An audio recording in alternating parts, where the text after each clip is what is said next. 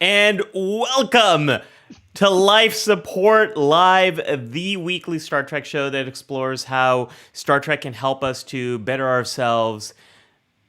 How does it go? Can help us to better, can help us boldly go to our own lives to better ourselves and the rest of humanity. The rest of humanity, yes. Yeah. As a apparently not so famous starship captain once said. But as another famous starship captain also said, wherever our mission takes us, we'll try to have a little fun along the way. Oh, Dr. Trek, I'm a little jealous that you got that all out without any problems there. Hi, everyone. I'm psychologist Dr. Mattu. Hey, and I'm Dr. Trek, Larry Nemecek. One of us is a real doctor. And it might be deceptive who that might be based on this introduction. Hello, welcome everyone. On this week's episode, we are talking about jealousy and envy. And so let us know in the comments, what's your favorite Star Trek episode that explores these emotions? But before we get to that, Larry, what is this?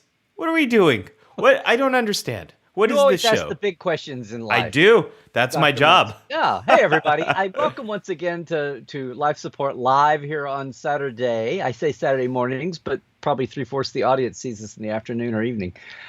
And we're glad to have you. And if you're new, just hang on. We are here every week. We say we are going boldly through uncertain times. This was a pandemic-born show, born out of a canceled convention panel. And we're still here, boldly going through uncertain times. We're geeking out on Star Trek with a mental health lens, or we're geeking out on mental health through a Star Trek lens. Pick your choice. But we actually have structured the show. Dr. Ali and I trade off. He has, we all both do our briefing room sessions here where we have a theme today. And our theme today is, well, you see it.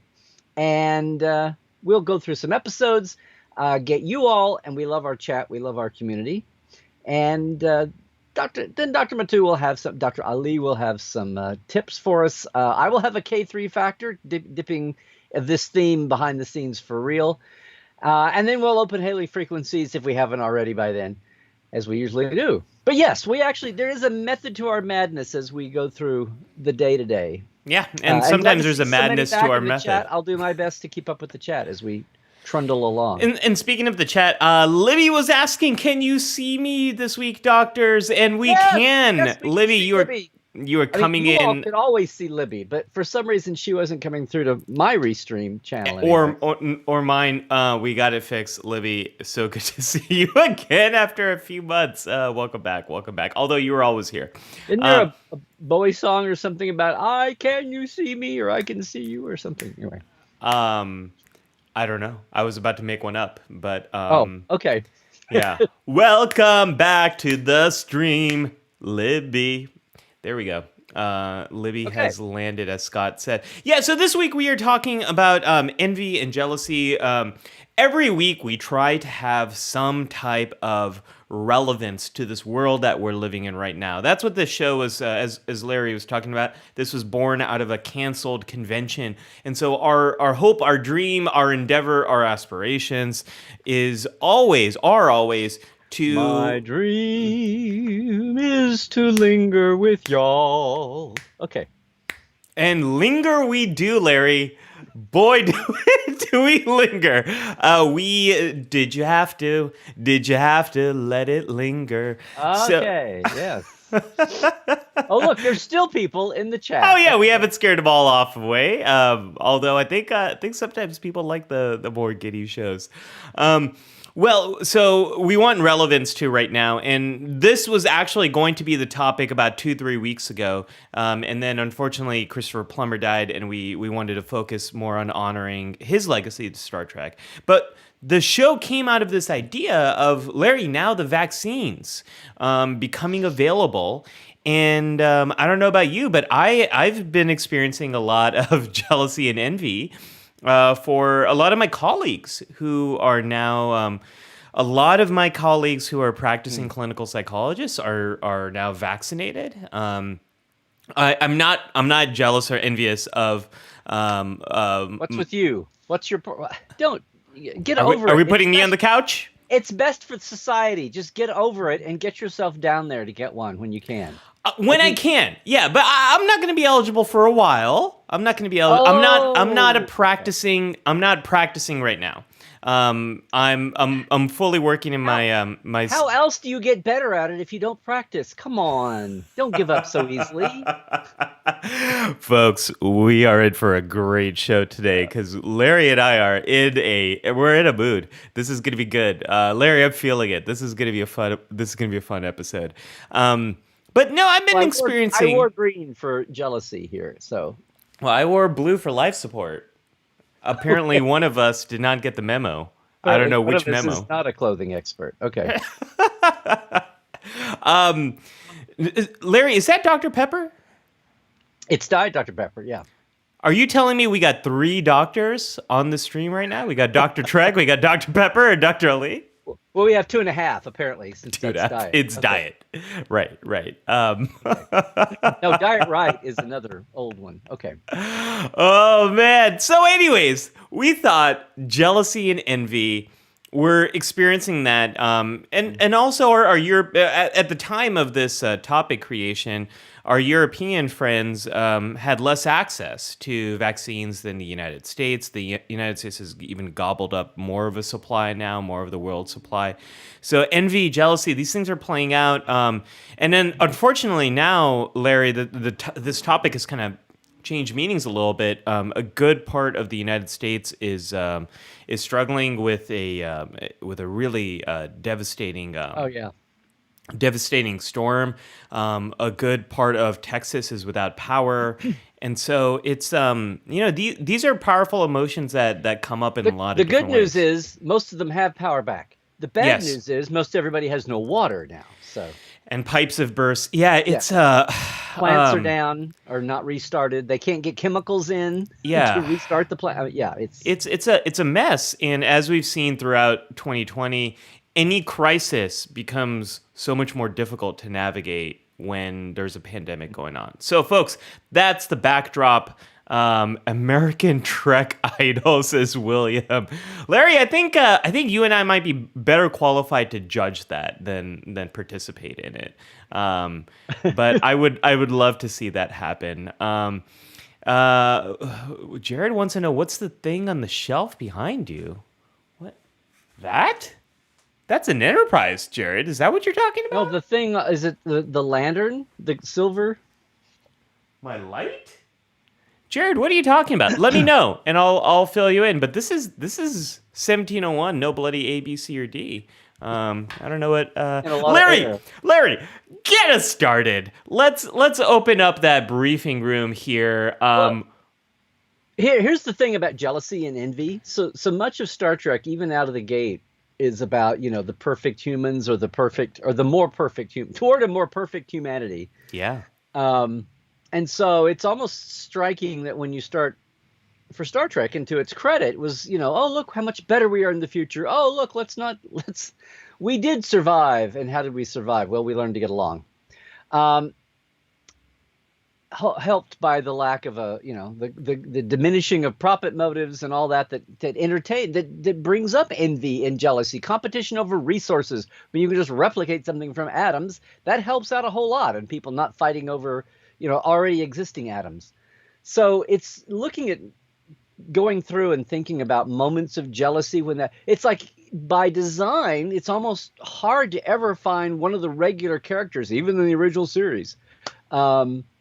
Maybe not so much in Archer's time, but still, all these elements of jealousy all tend to be the guest stars, the less than perfect humans or the alien cultures or whatever. So for good or bad, and you can debate that or not. But anyway, so for instance, jealousy and envy, I go back to there were several original series ones popped up, but I guess one is And part of the reason why Kirk gets accused of being such a womanizer is actually what was happening was he was using jealousy and envy as a tactic, as in, say, by any other name, when the Kelvins are new to human emotions, and he takes advantage of that as a battle tactic and takes on Rojan, the leader of the Kelvins. This is such a great screen crap right here. I love the emotion in this scene.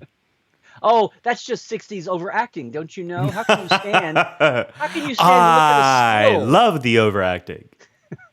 I love the overacting. And the same thing, it dawned on me. I haven't thought in this angle in a long time, but the same thing happens in Wink of an Eye later when he does the same thing to Rael with Dila, and they're all at accelerated motion, and he gets him to. It's not quite the same motive, but he basically conjures up some. He does a bid for the girl to conjure up some jealousy in the guy, and bust up the alien plan, basically. But you can go back to, I don't know, my actual first thought, and then I thought of these other ones. But there have been some human places. But when they're humans or Federation people, it's like it's a story device to show that they're less than our heroes, or something happened to them along the way. And I thought of Finney, not Finnegan, but Finney and his wife. From Shore Leave? No, not that's Finnegan Shorely. No, I'm talking about Court Martial. Oh, the guy who hacked into the computer and faked it so that it would make Kirk guilty. He faked his own death, basically. Right. But it's because he was reported when they were cadets or they were new commissioned ensigns, and he was reported and he did something wrong and left open a switch or something. Anyway, Kirk reported him, and he never was advanced as quickly as Kirk was and the rest of their class, and he made one little mistake. I thought you were talking about Shore Leave, which I think there's probably an example you could pull from there too about Finnegan and just the rivalry that the two of them had. I mean, I don't know the backstory, that's a spectrum. Yeah, I mean, yeah.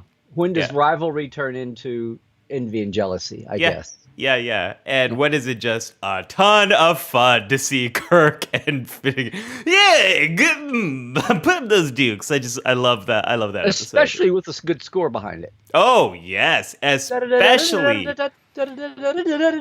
not just a good score behind it, but some good rocks, especially if they're Vasquez rocks. That's just chef's kiss. It's going to be perfect. Jared's saying that thing that looks like a YouTube play button with Jared. Turn the other way. There it is. Jared, I always love your assists.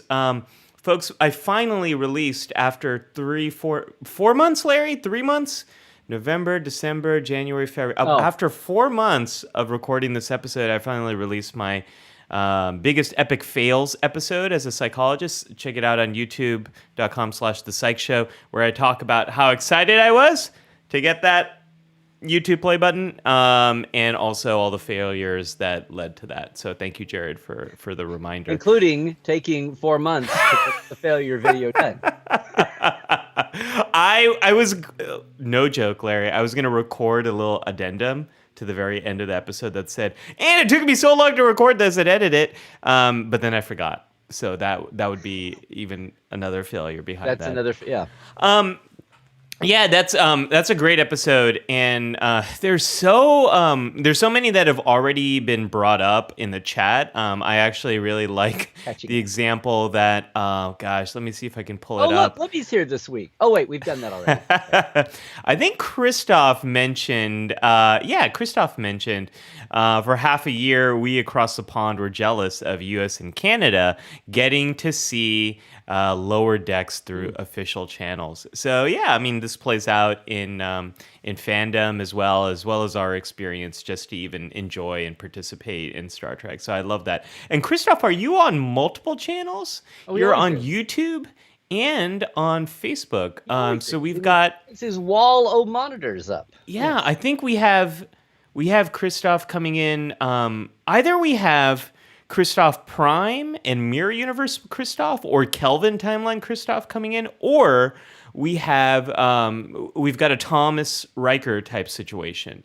He's been the transporter stream. Ethernet yes. beam. Yeah. Yes, split in the Ethernet beam. Oh, there we go. Hey, we should have one for Technobabble we've created. Yes. I think that should be added to the drinking. Once in a while. Hey, here, look, I'm actually looking at chat. So Melanie Jean has, turnabout intruder, Yes. big time. Again, Yes. a broken person. See, only the broken people, if they're humans, only the broken humans can be jealous and be envious. All the broken people, where do they all come from? I actually, can I go on a little a rant here, Larry? Can I? Are we ready for? Is it that time for an Ali Mattu rant? We've been blabbing for 15 minutes. We're way overdue. Go ahead. We're way overdue. I hate the term broken person or broken people. I really do, and here's why. So I should toss out my people glue, my person glue. Okay. Is that a joke? That's what I use on broken people. Is my people. That's it's a decent dad joke there, Larry. It's only a decent dad joke when it takes you 15 years when you have to do another epic fail about how the worst joke. See, I love how the worst dad jokes are the ones that people don't get right off. But go ahead. Right, or the best, depending on your perspective. So here's why I don't like the term. Please proceed, Governor. Yes, thank you. Here's you want to talk about epic fails? We could talk about a few governors here. Okay, what was I saying? Yes. So here's why I don't like the term. Is it? I don't think it accurately. I don't think it really honors the experiences we have. Broken implies that there's something wrong with you, that you need to be fixed, or that you might be beyond repair. Things can get broken. People don't get broken. People struggle. People experience setbacks, but we can always grow from them. No one is beyond growth. And I think that's actually one big lesson in Star Trek is no one is beyond redemption. Everyone, except maybe Khan. Maybe Khan with the Genesis device is beyond redemption. I don't know once he's triggered it. But we all, no matter what we're experiencing in life, we can all grow from it. And it's not like we are broken in need of repair by another person. We can always find our own growth and redemption. So that's why I don't like that term. But it's a term that I think people use a lot because we don't have a lot of good terminology that reflects more. Well, I was going to say, come up with a new word. There. I know. I'd like to. And maybe let me get some more of this water in me, this very strong water, and maybe I will come up with a new term. That lemon yellow water. Wow. Yeah. Okay. This is Command Yellow TOS, Larry. Actually, my daughter's she's in a really big yellow phase, so everything is yellow. But I like to consider this Kirk yellow right here. That's just your commanding presence, right? Okay. Thank you. And now we return to our regularly scheduled Dr. Trek commentary. Oh no, not that. And just to say, Rose, I do see you. Just so you know. She asked, is she invisible? And no, Rose, you are decloaked. We see you, and we appreciate. Rose has been one of our oldest members of the Life Support Live community here. So thank you, Rose. Most veteran, we say, Ali. We say one of the most veteran. Thank you. Libby says, I'm jealous of everyone. Said, first season Discovery, Saru expressed envy of Michael, which, yes. And, we lumped, why did we lump the envy? To me, seems like the little brother of jealousy. Like it's not. We've lumped those together. What's the deal with that? What's the deal with that? What's up with that? What's up with that? What's up with that? What's up with that? We'll talk about that in the counselor's log. They're related, but they are definitely different. Yeah, you're absolutely right about that. Why do we lump them? I don't know, Larry. Why do we do anything? We do. Why do we do? I don't know. Because we can. Because we can. Because we can't get. Because we can't get. Hey, Andrew Jasminski says, did I say that right, Andrew? Said they're already signing? No, signing will be at 1 p.m. Oh, in yeah. the Constellation Room. Yeah. Yes. Down the hall, around the corner, past the really bad cafe. You're going to see all the signing booths. Larry and I are at the end. You see where Patrick Stewart is? We're in the opposite corner. We're in the corner with the really lives in a corner signing one time where I swear to God, it was in New York City. The steam pipes were like, I was hanging everything off the steam pipes. I had everything on the wall, so I just hung anyway. Fun fact I learned last year about steam pipes. Larry, I lived in an Upper West Side apartment for a number of years where we were heated by a steam pipe as well. And it would get so hot in the winter, and I could not understand why. I figured it out. Mm-hmm. I figured it out, Larry. You're going to get ready, because I'm about to lay some facts down. Some heavy steam facts. Some heavy steam. I'm about to put some heavy steam your way. These pipes were calibrated to heat a room while the windows are open in the dead of winter. Now, why? Why would anyone have the windows open in the dead of winter? Because during the 1918 pandemic, people learned that they should have airflow. And so they would always keep their windows open to have some airflow coming. Dead of winter. Even in the dead of winter. So because of the pandemic, the heating was set to always heat while the windows are open, and that legacy has remained. So that legacy of the 1918 pandemic lives on in 2021 heating and cooling in New York City. Boom. Did I give you a little K3 factor there? In a way. Yes. I'm always just happy to think about no more spitting on the sidewalks, how that used to be. Oh, yeah. Yeah. That was lost, too, because of 1918. Hey, folks, this is a Star Trek show. Let's talk some Trek. Larry, let's jump way forward and talk about one of our favorite characters here. Yeah. Oh, gosh. Well, I was going to talk about one, but let's go to the other. I want to talk about Data, and I want to talk about lore. Who, what? Who? What? I want to talk about the was that brothers. The one here. that was in the one series? Okay. No, we're not. No, not Star Trek Picard. I just want to get too obscure for some of the audience here. I just want to catch everybody up. Data was in the second one. We're not talking Picard. We also are not talking Star Trek Nemesis, although we will get to Nemesis, folks. I've been waiting for the day when we talk about Star Trek Nemesis. I think it's the one movie that we haven't really talked about at all, but we got some stuff to talk about with Nemesis today. That's because I'm in Nemesis Club, and the first rule of Nemesis Club is that no one talks about Nemesis Club. I thought that was the first rule of Star Trek Nemesis box office. No one goes to see the movie, Larry. Well, I don't know. That was pretty tortured, but please proceed, Governor. Oh, that's twice. Okay. Oh, but we got two in a row, folks. On the third one, Larry turns into Beetlejuice. I don't know what happens. Flashing back to prior presidential debates, but please go.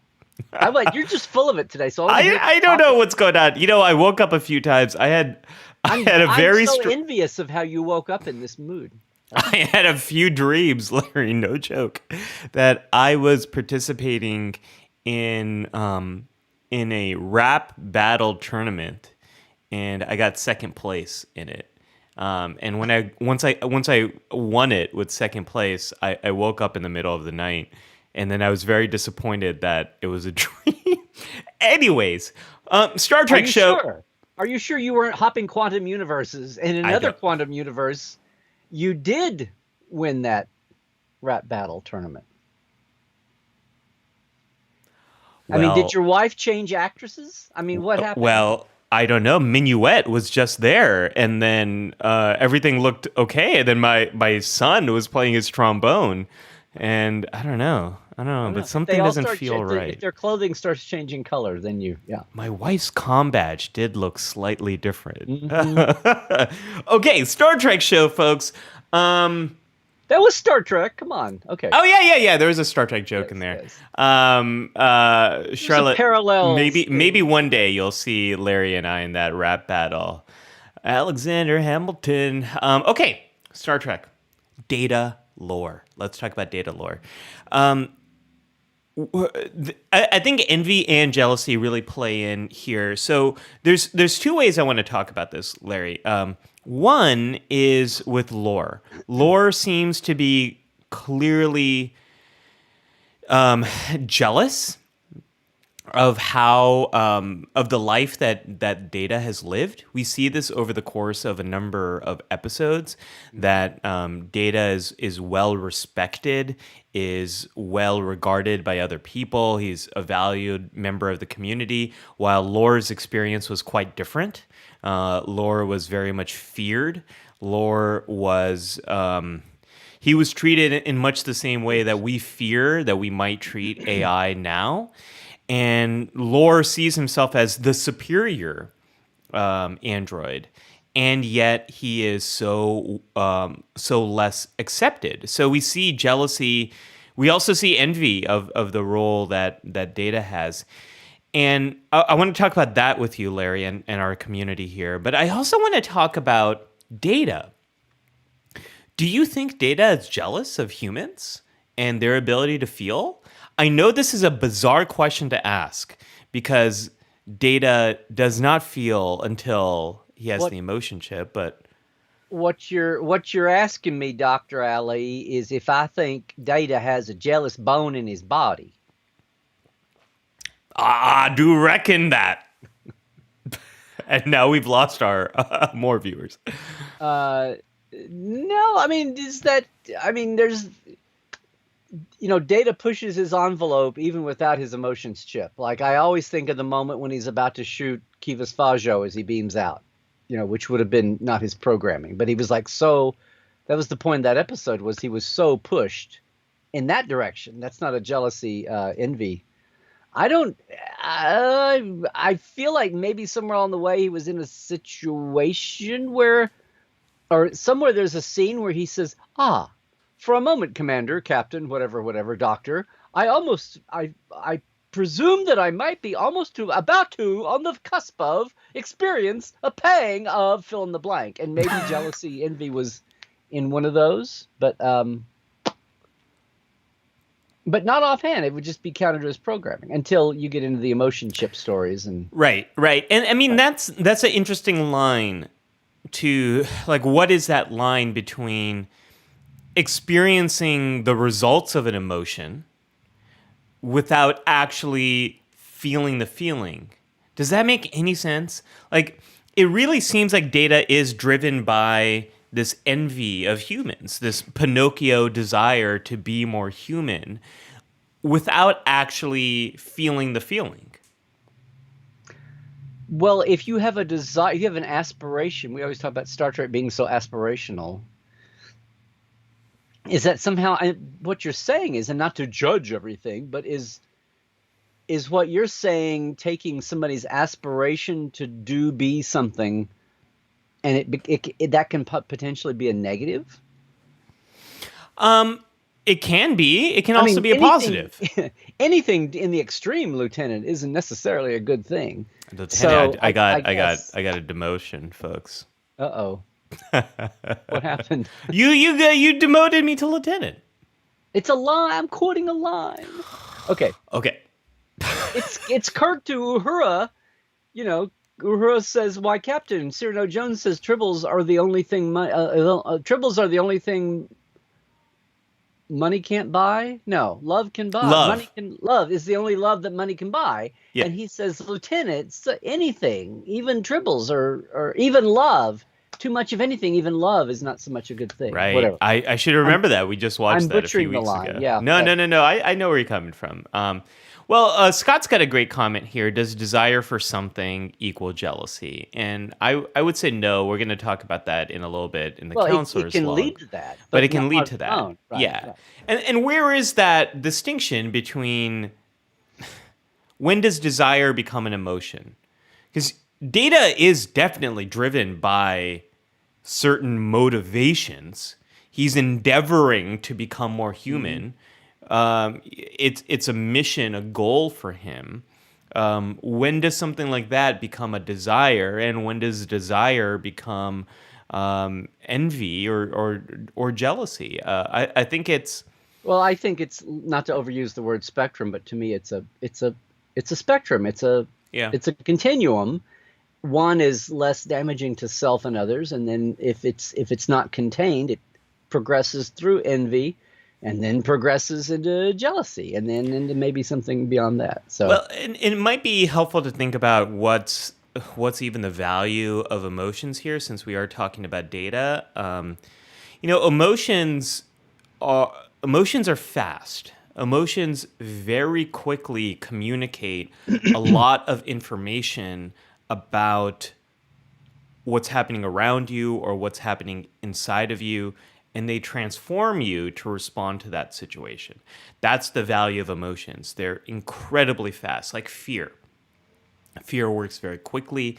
It keeps us safe. It helps us to respond to the threat that's in front of us, or prepare for something important that's going to happen in the future. That's more anxiety. But data's fast. Data can quickly process, but the way data processes things are very different than an emotional way of processing. And I wouldn't say one is superior over another. I think it does take a lot of advanced programming and advanced chips to be able to be faster than emotions, but you can sour get cream there. and onion, or Right. Data's gotten there. Does data even need those emotions? Do emotions produce something additive for him?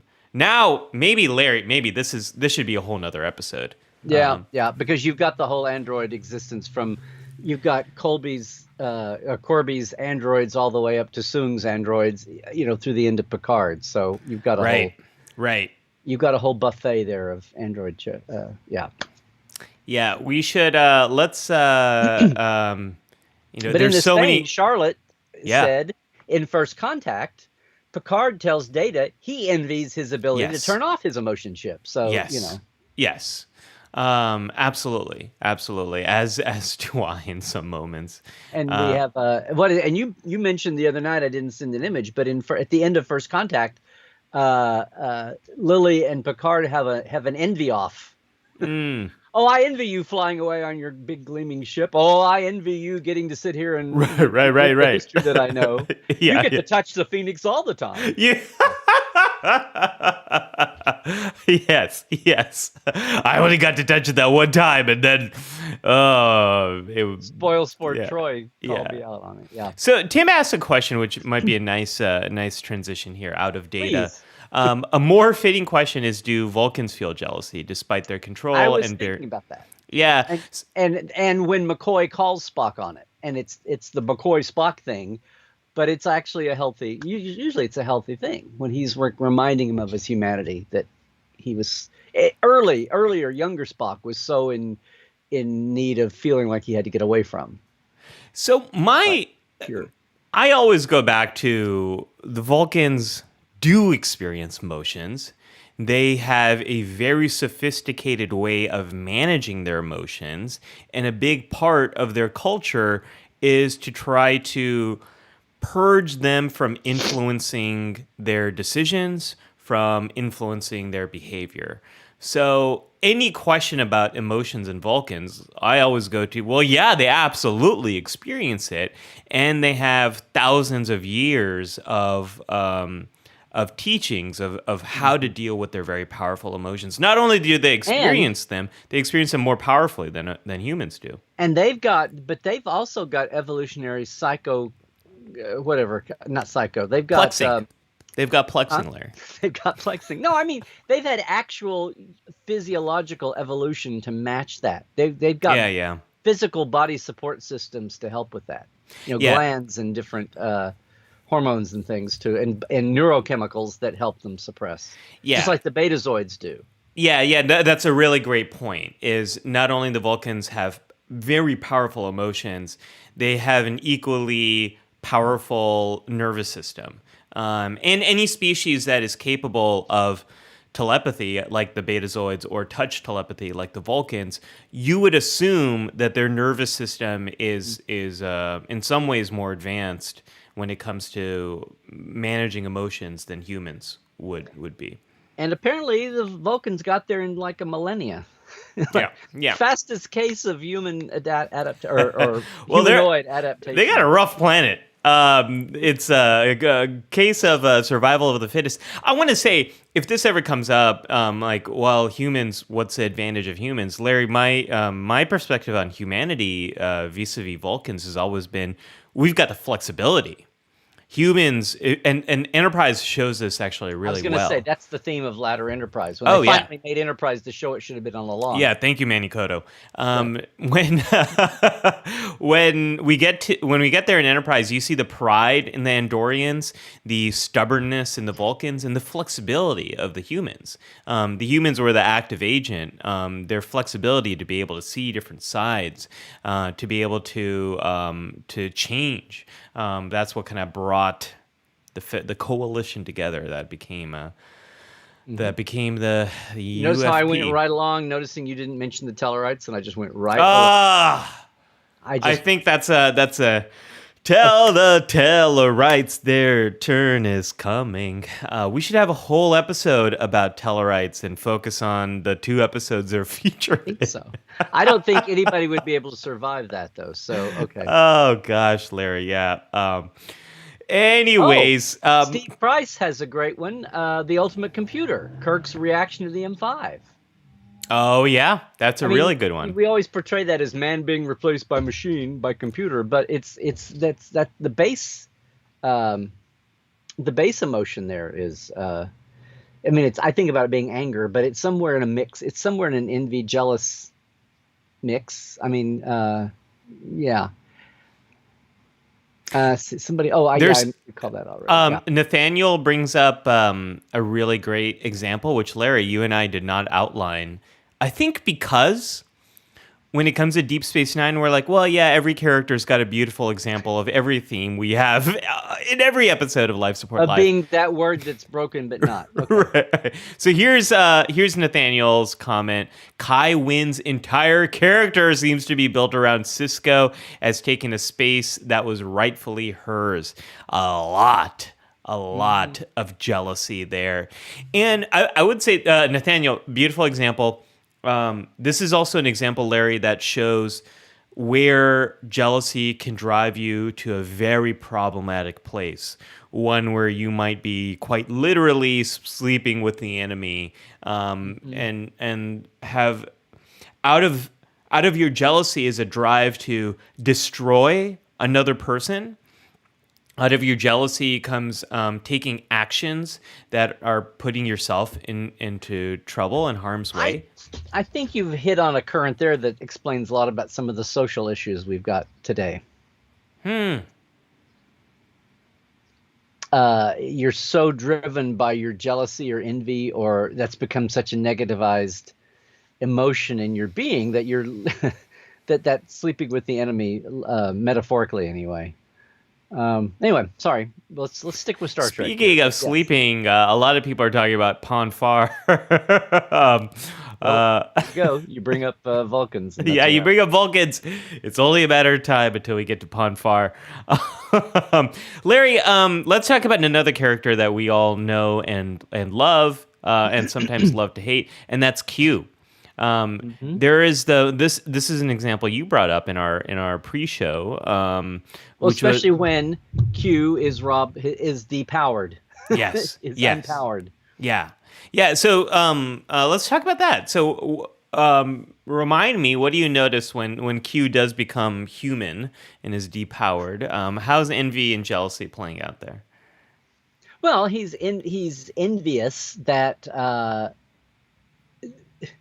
he misses his powers, but what also happens is he feels like no one respects him. He's reduced to begging for respect and no one wants to trust him. No one at first trusts him that he's really depowered, and this isn't some big Q illusion that he's putting them through. And he takes him half the show to prove that he's really not himself, and he's less than he was and equal with them, but that he's never equal with them because he's so untrustable that he's constantly being left behind, and he's mad about that and envious and trying to prove himself. And it's comical and it's pathetic and sad and all that, but he's envious. I mean, I think he's envious of their normality, but he carries that anyway. It's a fascination. It's the old Trelane thing, brought writ over a whole series of seasons, and even the other two series too. But yeah, it's that fascination that goes all over the place. Sometimes it's menacing, and sometimes it gets wrapped up in some other larger issue, like the suicide of Quinn or his wife or the Civil War of the Q and all that. But that fascination with humanity sometimes it's like he wants his escape. It's like we go somewhere on vacation and wish we could live with the locals wherever that might be briefly, even though we'd probably really be unhappy. But we envy like a simplicity or just a different life, the greener grass, whatever. Yeah. Yeah, he's had this fascination with humanity, and then when he actually becomes human against his will, he is envious of how they've all found a way to live and find meaning and don't hate themselves. It is all those things that you talk about. It's pathetic, but it's also it's really sad, and it's rough having to turn in your super alien card. So Hey, it was hard for me when I was robbed of my Q abilities. I still do this, and I'm waiting for that flash. And never the Q flash. The Q. It never happens, Larry. Yeah, you need a bigger budget. Okay. Scott has been mentioning this a couple of times, but I'm throwing this out again because it was so early and it might have been missed, or nobody cared. We cared, Scott. We saw it. TNG's family. Picard and Robert use the word jealous when talking about their relationship. These two brothers, boy, they have real powerful emotions there, and they do use the word jealous of each other. Picard got to leave and be a part of the noble Picard blood that colonized. See what I did there, Lariam? That's called foreshadowing. I'm sorry, it dozed off. What? A little foreshadowing in Nemesis. We're gonna Don't be talking get about literate on me. Oh, okay. We're still foreshadowing. A barn fire. I still say it was there's an early draft where they say that it was a barn fire, which then it went away, and everybody looks at me crazy when I say barn fire, and I'm like, oh, okay, it was a barn fire. You'd think they would have some sophisticated fire suppressant. Oh no, they were in the historic rustic French district, and so they didn't. They didn't have. Well, you think beam out. You think there might be some kind of emergency beam out procedure, but exhaust. It's France. Who knows? It's France. It's France. Anyways, Jean-Luc got to be part of that long line of Picards who settled Mars, who were explorers. He got to leave. His brother did not. His brother either chose, or because Jean-Luc was going to be that person, he stayed and took care of the vineyard and was on Earth. At his post. He stayed at his post, and there is this jealousy between the two of them. And once they kind of work through it by fighting in the mud, Picard opens up about the trauma he's experienced being assimilated and being responsible for Wolf 359. I mean, there is a lot happening there that is both personal but also galactic in its consequences. That's a wonderful episode, Scott. I love that episode. How would DS9 have been altered, the trajectory out of the gate, if they're having that confrontation, and when Sisko confronts Picard very, kind of sweetly with daggers and says, "Oh, yeah, only me and my wife and kid, my wife killed and all that." And instead of Picard getting weirded out by it, he just turns around, looks right at Sisko, and just hits a button, and we replay that scene from Family. Sisko goes, "Oh, I get it. I'm so sorry. I understand. Okay." Charlotte is bringing up Neelix. She says, "I'd argue that Neelix takes jealousy to an unhealthy level in his relationship with Kes. If Kes so much as speaks to another man, he freaks out and assumes the worst. He makes, an emergency supply of Loyola root soup." That's my line, not Charlotte's.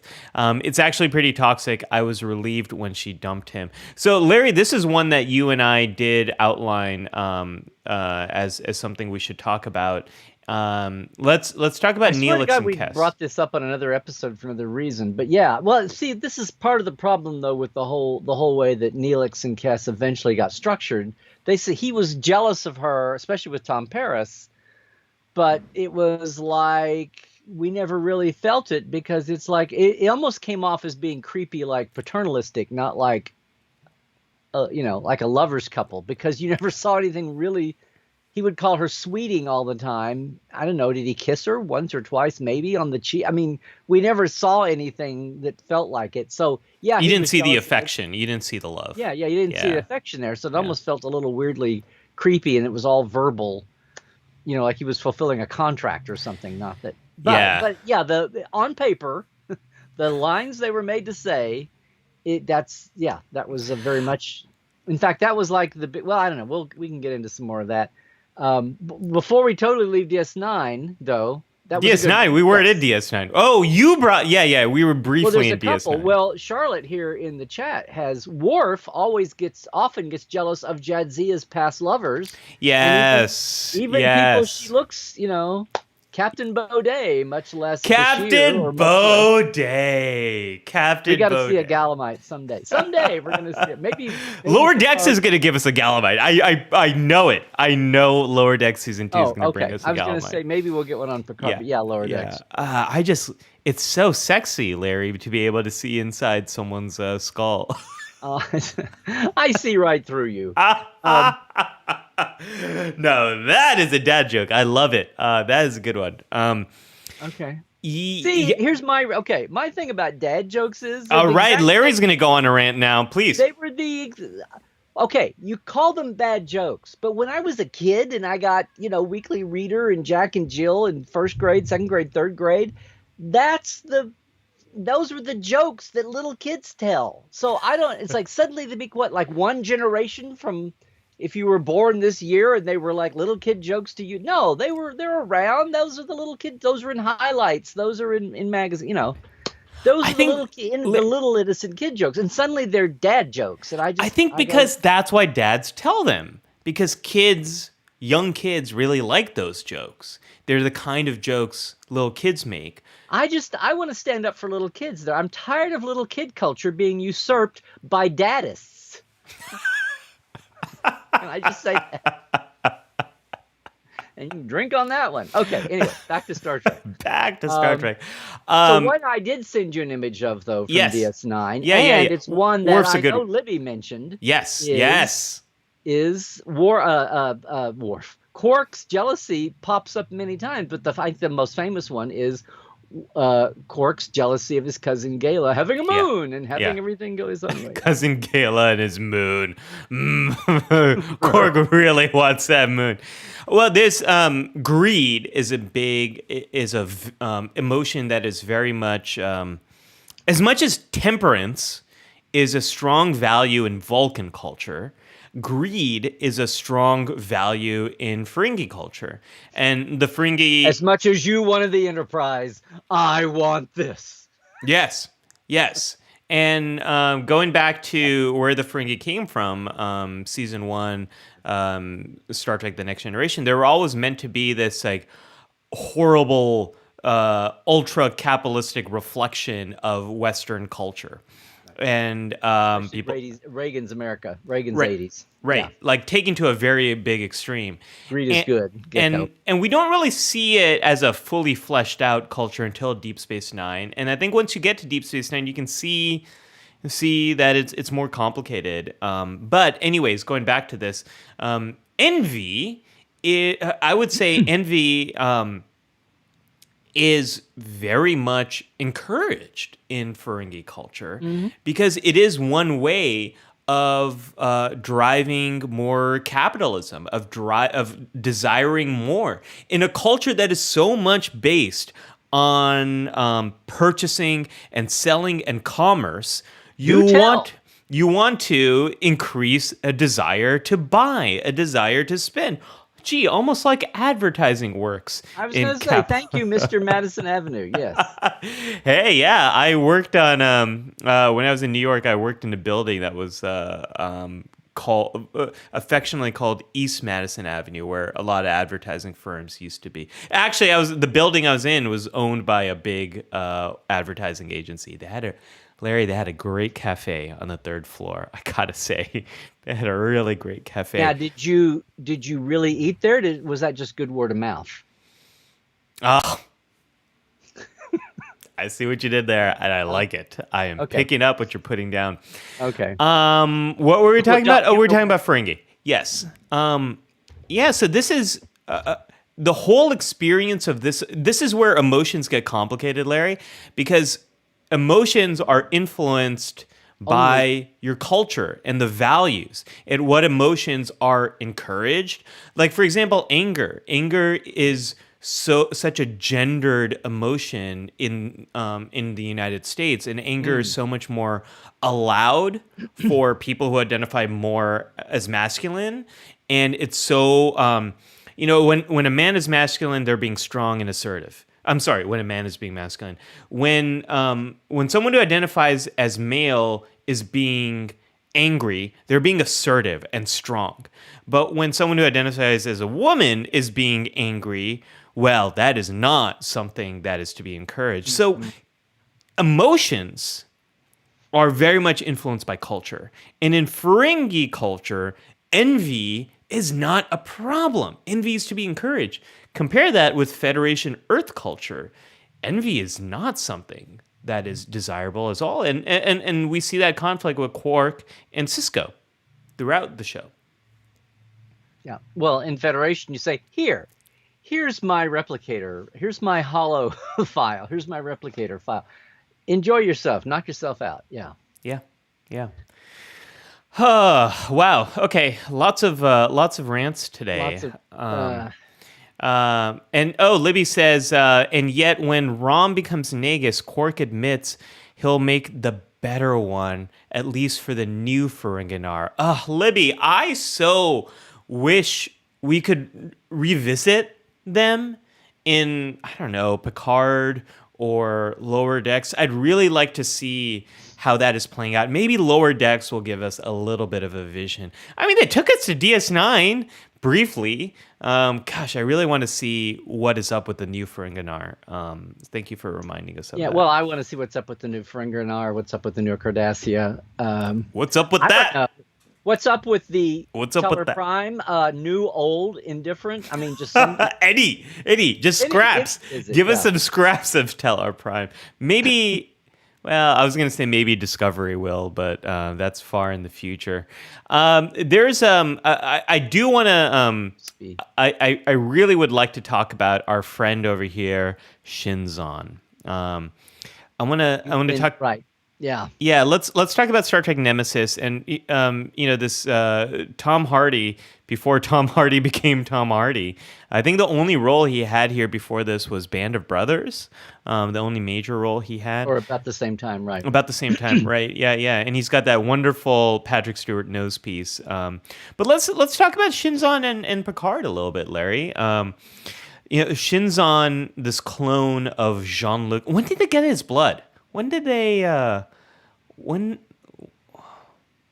do we find out when they got? They track. Well, if they don't track it in the movie, okay. I wasn't expecting this. No, there's some moment behind the scenes when they had a moment tracked, like when he was on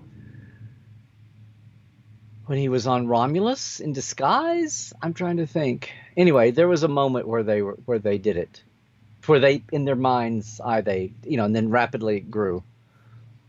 Because it had been 10, 15 years since then. They make me sit here and do the math, but okay. They accelerated his growth, so right. He's not. That's actually like any good alien hybrid. they go from 0 to 7 in a year, and then they're off and running after that. Right, yeah. right. So that's actually why he's a bit unstable. His cellular structure or whatever, his DNA is a bit unstable. But anyways. There's proto-matter in the mix. Okay. There's proto-matter. Those Romulans are always doing shady scientific experiments that mess with space-time and DNA and everything. They like messing with the most elemental and important aspects of nature. Anyways, here we have a clone of Jean-Luc Picard, who in every way is him, although lived a very different life. He when the Romulans discarded the plans to replace Jean-Luc with their clone, they sent him to Remus, which I really like. You talk about texture, not Trivia. not trivia. I love the Riemann element that was introduced to Star Trek Nemesis, and really diving deep into this this origin with Rome and Romulus and Remus and all of it. I love what they did here in introducing Riemanns. Their uniforms looked a little bit like they were at a party set in the Matrix world, but I'll forgive them for that. But but I do like how this was deepening the whole Romulan storyline. But Shinzon grew up on Remus in a very impoverished, enslaved culture. And the real big questions here of, if you lived the life I lived, you would be doing exactly what I am doing right now. I wish we could sit in that moment a little bit more. And if you actually look at the screen test between Patrick Stewart and Tom Hardy, that was actually on a Star Trek Enterprise set. If you've ever seen that, if you haven't seen it, go to YouTube and watch that behind the scenes footage.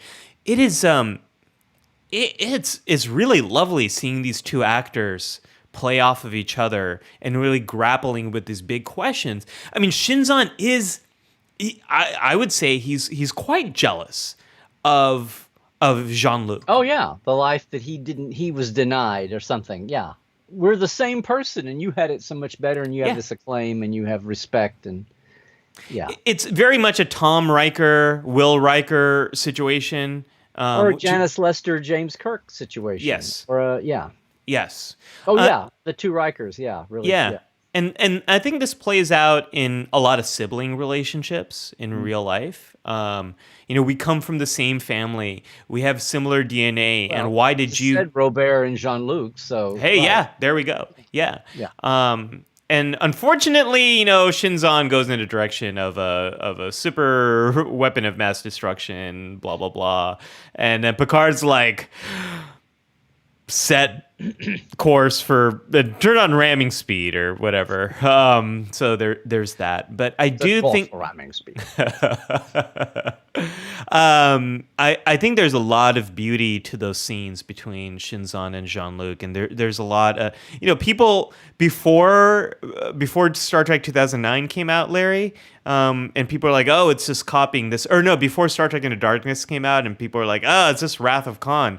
I want to tell people, go rewatch Nemesis. The writer of Nemesis, John. Oh, you've got me. Yeah. He wrote Gladiator. Yes. Yes. We have an Oscar-winning screenwriter. Woohoo! Yeah. Someone in the chat's going to help us out in just one moment. But he was a huge fan of Wrath of Khan. Huge Star Trek fan. Well, every movie starts off trying to emulate Wrath of Khan. Yes, it does, and some do so better than others. And anyone who's complaining about Star Trek Into Darkness, take another look at Star Trek. John Logan, thank you, Scott. John Logan wrote Star Trek Nemesis, and there's a lot there that is similar to Wrath of Khan, very intentionally, even to Absent Friends. When Data dies, spoilers, he doesn't actually die. His consciousness is being maintained somewhere else, and there's a whole on B4 three situation. Big simple blocks of data. Of literal data. Oh gosh. Yeah. But yeah, folks, this is where I'm gonna go into sandbox here, and I think, Larry, this is a very friendly sandbox for the two of us.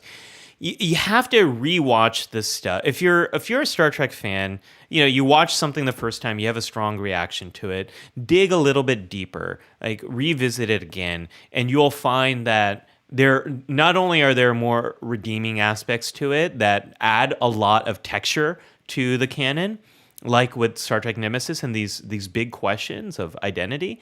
But there's also things aren't as perfect as you remember either. You know, the same concerns and complaints people have about Star Trek Nemesis or Star Trek Into Darkness, you can apply them to Star Trek Nemesis. Things are complicated, and Star Trek is a big playground, and there's a lot that we can take from the stories that you might also not enjoy as much. So, anyways.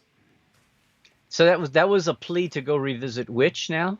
You mentioned so yeah, many. yeah, good question. What are you asking us to do, Ollie? I think revisit Star Trek Nemesis. There's a lot of great I've stuff. always in had a there. lot more respect for Nemesis than it got at the time. Yeah.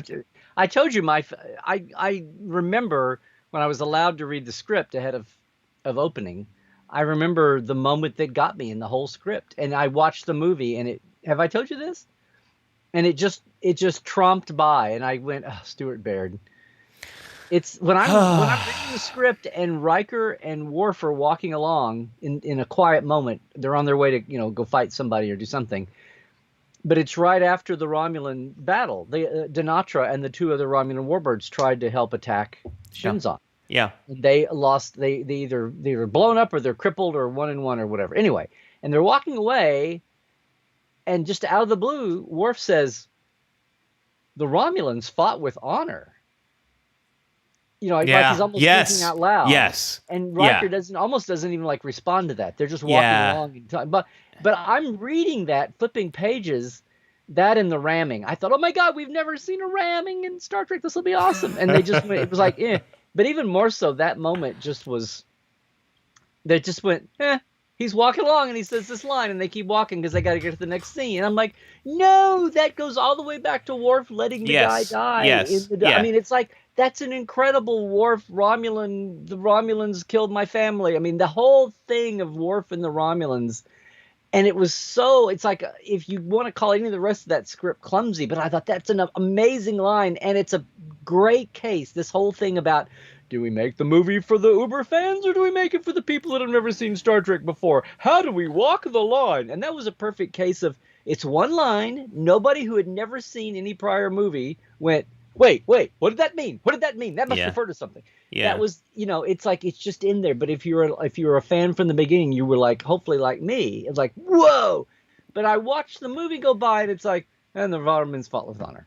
And I'm like, I totally agree with you. They trumped through that moment, and that's like the shining example of me reading something on a page and seeing it on screen and going, okay, well, you blew that. Anyway, that's my Nemesis. I agree, Larry, and there's Brent Spiner has this great joke about how the first draft of Star Trek Nemesis, the producers liked, but the cast didn't like. The second draft, the cast loved, but the producers hated. And then there's a third draft that like no one liked, and that was a movie that they made. And I always laugh at the joke. But I think the reality is they made a movie. The script was written really for fans and as a send-off for the next generation in many ways. Riker and Troy are going to go off on their own journey. Data is going to die. The Enterprise is going to have a new first officer. We're going to bring the Romulans finally to the big screen. They're going to be the big bad here. But they had a director who really was not a fan. And I don't want to say not a fan because we've had many directors that weren't fans and they were great. And Nicholas Meyer is a wonderful example of that. Star Trek 2 and Star Trek 6. But he knew how to respect the material, and that's where that's the thing. Really understanding the material. Well, you just gave me a K3 here. If you really want to get at the root of this, no, it's Stuart Baird, who was an editor, who wanted to be a director, who had saved 2 movies for Paramount. One of them was Lara Croft, and one of them was U.S. Marshals, I think. Yeah, U.S. Marshals. Saved them in the edit room to make them halfway passable, and so Paramount owed him a chit. And they were at that point they were all into, they were looking at like Insurrection had dipped below First Contact on the movie side. Yeah. And somewhere between that and being hyper-focused on Enterprise, being the future of the franchise, they kind of just said, oh, we owe him a favor. Let him direct the Star Trek. How can you mess up a Star Trek? It's like, and let's get some new blood in. And on one hand, that that reaction, insurrection. On one hand, that the Brent Spiner bringing in John Logan, the Oscar-winning screenwriter, which was like a big, PR thing for them and a feel good. That wasn't so bad, although they watered down the script they wanted to do originally. And Data dying was like the main thing.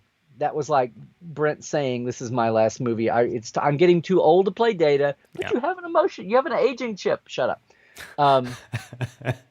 That was the driving thing behind it. So people were like pissed at Nemesis for Data dying. It's like, no, that was Brent Spiner pushing that. So that was going to happen. But on one hand, the New Blood worked great with, you could improve it, but worked great with the script side. On the directing side, not so much. And you got a director who was so busy. He was so, the nice word would be to say anxious, or the nice word would be to say envious of other directors who had made it. Yeah. Or you could just say, inferiority complex, or what's the word?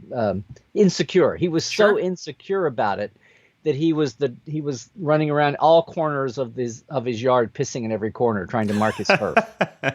And that's and so to him he was a short-fused person anyway, just as his personality. But it's like fighting and challenging everything every day, every 5 minutes was his modus operandi. And you'll notice that he's still a much regarded editor, but after this really didn't direct anything after this. Yeah. But who cares about that? 20 years later, we're left with this about Nemesis, when it deserved to be. Yeah, it deserved to be Star Trek 6. It deserved to be Discovery. The thing that annoys me about Nemesis is Wesley didn't really get his moment there, and I think that's a good example of not 3 lines. Yeah, it's a good example of not understanding the source material, that you're bringing this family back together, and that is their last moment together on screen. It's similar to the Star Trek 6 moment where far. Yeah. Yeah, that's true.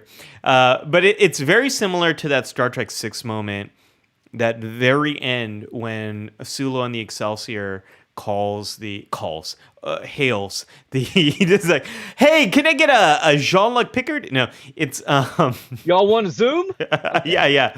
They fire up their Zoom, and they're looking at the original series cast for one last time, and there is that send off. Right, where the Excelsior goes off and the Enterprise 1701A is going to. It's that kind of moment where this family is together for one last time, and the camera hangs there. It lets us enjoy that moment, and we didn't get that with Wesley. They brought Guinan back. They brought the family here, and we didn't really quite get it. Robin's got a comment here. I caught that line and felt a wash of emotion. The Romulans fought it with honor. I felt like Riker's reaction, or lack thereof, was right perfect. It was nearly a thought out loud. I didn't think it needed Riker to react to it. Perhaps he could have missed a step or looked at Worf, but more was not necessary for me. So it is a really important line. I think some people. I'm not talking about bringing a brass band. I just wanted just something, just for him to stop and think. Yeah, and I look from. Yeah, they didn't have to go on and on and on about it, but I was just very in my mind's eye when I saw that versus what I saw on the screen. I was like, it was just clear that there was no Baird, and the editing he oversaw didn't bring any resonance to it at all. So anyway. Yeah. That and the ramming both. Yes. Rebecca says poor Wes wound up on the cutting room floor along with 80% of Beverly's lines. Yeah, I think that's a really good point. And all the morning, 3/4 of the morning data, MOUR in ING. No, all the deleted scenes and the data Picard toasts the beginning that set up the echo later. I mean, all the deleted scenes in favor of the Argo running around the desert, the action scene. Anyway. There's a lot, and there are a lot of problems we can talk about with Voyager. I think especially with what happens to Troy. Maybe that's something we'll get into at a later time. But we've got a lot more envy and jealousy to talk about here. Yeah. We should get starting with everyone's favorite aliens, the Kazon Ogla. We talked about Voyager, we talked about Kess, but The you junkyard Klingon. Yeah, you brought up the Kazon, and I think it's a very good it's a good one to bring we're up. talking about envy and jealousy. We're talking about individuals, and there's Mage Cullen, but like there could be like I was thinking there's social envy and social jealousies. Like whole civilizations, whole societies can be envious and jealous of another, and that was a case where it's stupid. But the Kazon were flying around in warp ships, and anyway. They, from the Trabe, but the Kazon are repeatedly envious of the Federation and their technology and their, and their warp drive and their replicators. And, although, when you've got planets without water, I just went East Coast. Water. When you've got when you've got planets without water, it's a thing, I guess. But anyway, why do you have planets without water? Accessible water. You have made an enemy today. Yeah, not to. Oh, I have that marked on my calendar. Oh, look, it's Make an Enemy Day. I gotta put that down here. Okay, Make an Enemy Day today. Do we have a drinking line from Making New Holidays? That should be a new thing too. Because I'm out. No, because then it's not when you get on that level. Then I sent you that image, and I don't want to hopscotch too much, but let's hopscotch a little. Hopscotch. I just automatically go to the best episode for the idea of the whole concept when it wasn't being cardboard cutout villains. The great debate between Vance and Osira toward the end of Discovery. It's like we always have to say Discovery Season 3. Sure. It's like there's Discovery and there's Discovery Season 3 because Discovery Season 3 was such a different series than Discovery. Yeah, it's like, a very different series. It's like the show it was meant to be, maybe. Anyway, when she frames the whole Emerald Chain, it's like we're not just snarling, seething henchmen in black. Well, we are, but, in green. But we have this reason, this motivation, which is you're hogging all the resources and we're not. You've still got the cream of the crop. It's kind of like the case of we're hopping around in warp ships, but you've got the cool stuff and you won't share your toys. But that was a case of cultural society-ish envy, jealousy, at least a surface reason for explaining their snarliness. Yeah. But anyway, it's just a bit of the fact that a whole society can grow to be envious, jealous of. Yeah, and I think with Osira, Admiral Vance, when he opens up that, it's not even a piece of paper anymore. It's not even a pad. My God, Bones, what is this piece of tech? It's a projection of words. Holo memo. Yeah, and he goes through all the fine points. And Admiral Vance, this is the line that blew you away, Larry, that week, and I love this line too. He goes through it, and then what does he say, Larry? He says, "What the past is the only light that we have to eliminate the future." Yes. Illuminate, not eliminate. Yeah, eliminate. The past is how we eliminate the future. Now we're talking Terminator. Now we're talking temporal Cold War. Temporal Cold War. Right. No, that is how we destroy a franchise and a network at the same time. Let's. By the way, let's bring in a boy band every episode in the mess hall. Anyways,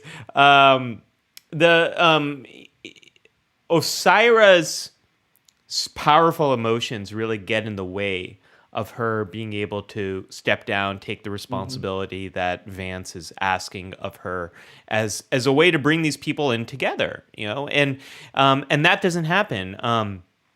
Galinda also mentions here, I never understood the galactic scarcity of water, and I think season 3 of Discovery does a good job of talking about scarcity, and we could make an argument for jealousy or envy, maybe envy more so of resources that exist across these different planets through the course of these large factions that have emerged, whether it's the Federation, the Klingons, or Romulans, these large organizations. It makes a lot of sense that different planets would become known for different resources, and there would be this galactic trade of goods that would happen. You would have planets that are rich in dilithium, planets that are more rich in other resources, and there would be a sharing. And if this whole trade is disrupted by what was it called, Larry? It wasn't called the Big Bang. It was called The burn. The Big burn. The burn. And it all started with a big burn. Burn! Burn. Like a Michael Burnham. That disrupted all of this, and I think it's a good metaphor for. That's not the theory. I know. I'm not putting out any Star Trek conspiracy theories out there, but stale ones. We saw this in 2020 with the pandemic, and as our global trade became disrupted, there were supply shortages. There's things that you couldn't access and things that couldn't work. And the Kazon, and getting back to Voyager, there's strong jealousy of their technology, of replicators, of what they have, and how so many aliens are so angry for Voyager not sharing. And they do not understand this prime directive that, get ready for it, Larry, this prime directive that Janeway and the crew cling on to. Oh. See what I did there? Get ready for that, yeah. Yeah. Yeah. Yeah, you're so good at that. The jealousy is strong in this one. Okay. Let's pivot to a fun example, Larry. Let's talk about those T-88 scanners. Yeah, I did see somebody early on. I'm sorry, I'm madly trying to catch up in the chat, guys. But somebody early on talked about Boimler being Bradward being jealous of Mariner off and on, just about her getting away with things when he was trying to walk the line, which is true. It was like it's constant. I was trying to think of a moment, but here's a moment that you thought of, where they were jealous and envious of the Vancouver. Which now I want to go back and ask Mike McMahon about about the L.A., Vancouver, Toronto. Why they named that ship the Vancouver. But anyway, that whole thing about being envious of their posh engineering and their posh equipment and all that, and then sneaking out with a whole bag of T-88s, I think they were. Yeah. Anyway. Yeah. But then, everything's a little animation warped for Lower Decks anyway. So, Rutherford and Tendi are like two of the most balanced. They have their moments. But they're like nothing compared to the Mariner Boimler bunch, Brad and Beckett. So let them be a little envious. Well, and where does that envy take them? Is once they sort of see the other side, and they meet that other engineer, and he talks about how envious he is, right, of their ship. And this is something that I've personally experienced. Jared earlier was asking about where is it? It's over there, my YouTube award. No, it's I'm jealous of you. No, I'm jealous of you. No, well, yeah. That's been my envy has been my journey on YouTube. Early on, I was she's now a friend, but envy is my journey. I think that makes me want to think of like a Star Trek Discovery episode title, like the beginning of envy is the end of something. Like I feel like they're always like these long. Enterprise had these single word episode titles. Discovery has like a whole sentence. And Enterprise. Well, that was Discovery. That's not happened on Discovery Season 3. Yeah, that's right. And then like TOS was all Shakespeare in its titles, and looks like Larry. Are you caught in a temporal? There you go. I thought you were caught in a little bit of a temporal. Okay, you're back with me, so I guess I'm back with you. Yes, okay. Yeah. We were in a little bit of a temporal. So we are all together. So okay. Together, my friend, we are together. My neighbor. Okay. Won't you be my neighbor? Are we in Mr. Rogers now? I don't know where we are. Mr. Rogers quadrant. Won't you be my galactic neighbor? What was I talking about? I was just making fun of episode names. But I had back and forth. Yeah, I was back and forth jealousy. I mean, mutual. YouTube. Yeah. So, she's now my friend, but before I was very envious of her YouTube channel. Vanessa Hill. She runs a YouTube channel called Braincraft, and Do tell. when I discovered her channel, I was very early in my YouTube journey, and I make videos about psychology and mental health, and she made videos about psychology and the brain. And her channel was back when I had 100 subscribers, 1,000 subscribers, she was at 500,000 subscribers, and I was so envious of where her channel was, but also the quality of her videos. She did a lot of handmade animation that was just beautiful. I had no idea how to do any of that. And when I finally met her, and eventually I kind of shared how envious I was, she said, I'm envious of you. You're actually a psychologist. You actually have real world examples that you can draw from your own training. I don't have that. I'm not a psychologist. I studied this stuff, but I haven't been practicing this stuff. I can't practice this stuff. You can do things that I can't. And yeah, she's a total faker. She doesn't. She doesn't present herself as a psychologist at all. She presents herself as someone who loves this stuff and wants to share her love of it. And she sort of mentioned that there's things that she can do that I can't, but there's things I can do that she can. And so the more I got stuck in that envy, the less I was actually able to do what I do well and move forward. And she told me that she was, I was comparing myself to her, and she was comparing herself to other channels and feeling like there's that she's not good enough and all of that. Larry, you're a little frozen right now. I was going to say I'm frozen here, so we can see you, we can hear you, but you are frozen. I think the Romulans heard what we were up to, folks. They heard what we were up to, and they froze in time, just like they did when they were experimenting with that new singularity device. Yeah, Larry, you need to reset your temporal, that wrist temporal Lieutenant, thing. I said code 2. Yeah. So Larry, I'm gonna kick you out of Skype and then bring you back in. Wait! You're back. I just reset my restream. Now I've lost the chat. I knew that would happen, but oh well. Well, you're back. I was way behind on reading chat, so sorry, guys. Oh my gosh, people are doing Frozen in the comments. Of course they are. This is amazing. Let it go, let it go. The Borg never bothered me anyway. As opposed to let it snow, yeah. Have we done all of our? Not to cut you off on whatever it was you were saying. We have 2 more we can do, I think, pretty quickly, and then I can do a combined. I'm just watching the time, yeah. Yeah, I'll do a combined counselor's log and a away mission. There's a couple more. Oh, and who was asking this? Someone was asking about my shirt. Yeah, Melanie. This is it says nerd on here. And there are a lot of nerdy things like a rocket ship and TVs and all sorts of stuff. So I was asking you that in the beginning. You thought it was a TARDIS. A bunch of screens. I couldn't. Yeah, this is one of my favorite shirts. It's I think the same artist who made my geek shirt, that has all that stuff, made this nerd shirt. I got this on Threadless. If you're interested, if you're envious. Hey, you too can have this shirt. Shirt envy. Yes. Larry, we got 2 more quick examples to kind of round about our journey. Yeah. Let's go to Deep Space Nine and let's talk about Red Squadron, because we can do anything. Yes. And somebody mentioned, I've lost my chat. Somebody mentioned Red Squad earlier. Yeah.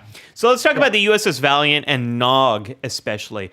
Boy, does Nog want to be a part of them. They're the cool kids, Larry. They get all the best training missions and the shiny new equipment. They get their own episode titled in their own name. Yeah. On the Valiant. Yeah. They get their own death scenes. They get everything. Yeah. So here we have an example of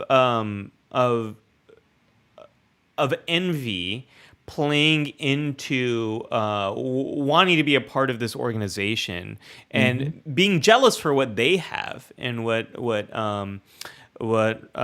Nog does not have. Well, and remember, Nog is starting from a diminished base because he's a Ferengi, so everything. Yeah. I still think some of that cultural, he's not coming from a privileged Federation background where it's like, oh, yawn. So he's envious. He's appreciative. Yeah. Yeah. And he shuts down Jake, who is on a more, Jake has already turned down the mystique of Starfleet Yes. in his own self-interest, Yeah. and looked at his own demons and made a hard choice and decided not to. And he's already turned that corner, and he's not swept up in the romance of it all. And it's a great Jake versus Nog moment there okay, they were buddies, and it used to be they're going to argue over a girl, or they're going to argue over some Ferengi human thing and then overcome it. And now they're on this much more mature level of Starfleet worship or not. These are kids, Bucky. Yeah. And it makes sense that they're so emotional. Our brain doesn't finish developing, at least our human brain. I don't know about these aliens, but the frontal lobe, the part that so well controls our emotions, it doesn't finish developing until your mid-20s. And so giving a group of still developing cadets control of the most powerful warship that the Federation has ever created. Well, a tough little ship, anyway. Little Larry. We see where this goes. We see where the hubris goes, but we also see the envy and jealousy that's driving Nog, and you explained it really well. The hubris drift. Set course for the hubris drift. The hubris drift, isn't that what caused the supernova that destroyed Romulus later on? Or the burn and or something. Yeah. A little bit of everything. A little bit of everything. Blame the hubris drift. There is the hubris drift. So that's a really great example of that. We've got one last one to bring us all the way forward, but not as forward as Discovery, is Raffi and Picard. This is an example you brought up, I was Larry. trying to think of Picard, and like I said, the Emerald Chain and all of that is a cultural thing. But even in the series where everyone is broken, and I didn't use that term,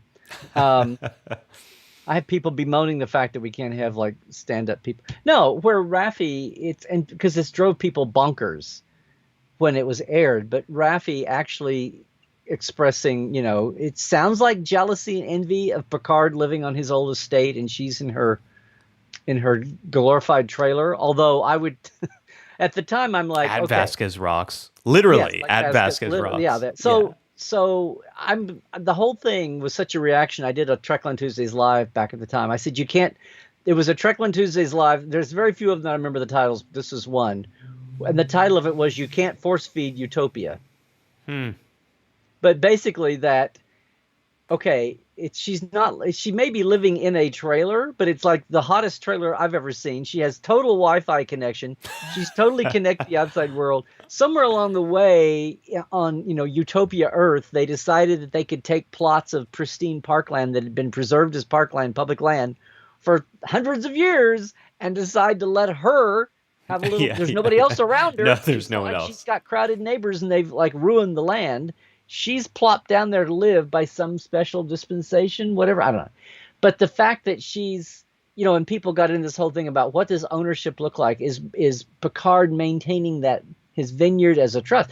But Raffi talking about how she's envious of his French chateau and his big house. Yeah. And she's living here in squalor. It was not anything on the level that we equate those terms with now. But part of it is also how much of that is her speaking out as an average person of envy in a class society that we always thought was pretty egalitarian and equal, thanks to replicators and post-World War III wisdom? Or is a lot of that, like Janice Lester, is a lot of that coming out of her own personal hurt? Yeah. Charlotte brings up a good point here. Larry, she says is obviously jealous and envious. Yeah. But how much of that is, and when Picard reacts, is he reacting that he's hurt, or is he reacting more and realizing how hurt and he feels bad because he didn't communicate with her. But is he really hurt about the fact he's living in a French chateau, or is he really hurt from knowing that's how damaged she is and how hurting she is? So Charlotte says, who's to say she's not squatting on the land, which I think is a possibility. And if we play that out, here is Picard, who still relatively has maintained some type of status, enough status to be interviewed by the Federation News Network or whoever it was that interviewed him, and gets to live on his huge estate and has this name behind him, the Picard name. But Raffi, Of course, it was a family. It's not like he ran in and grabbed it. It was his. No, it was his but that's the family thing. Generational, But which gets us into how does that work? well, he still has that status, right, of his family. He still has that to sort of fall back on and his legacy. But what does Raffi have? She doesn't have her family. She doesn't have the estate. She has none of it. She's been alien. She's lost all of it. She lost her career, kind of because of Picard. And she has nothing else to fall back on. And she probably, through some of her own actions, maybe through actions that weren't hers, became a bit alienated with her family. And so without her career, she's got nothing. She's got nothing left and nothing to show for it. Whereas Picard does, at least appears to. Internally, he might not. So I think, Karen says her envy is from anger and hurt. She is hurting. She's deeply hurting. Absolutely. I think that's a great example.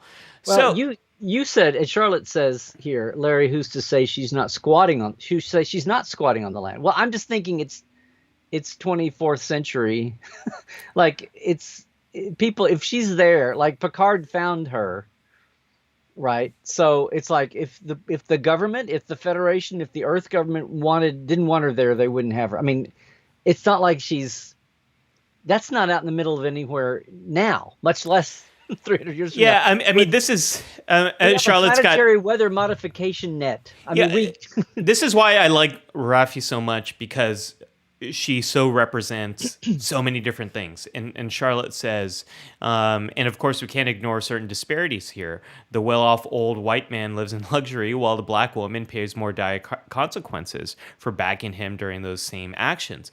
We see that with the Federation admiral who calls out Picard for his hubris, where Picard is just like, well, I just need a ship and a crew, and I'm good to go. and if you don't want me to still have admiral's pips, I'm totally happy to go back to captain. Yeah, I could go back to captain. You can give me one of those old Galaxy classes. I'll take a Defiant class. I'll even take one of those Odyssey classes or whatever. I don't know. Did I just make that up? Is there such a thing? Who knows? Larry, let's do, if we could do a combined counselor's log.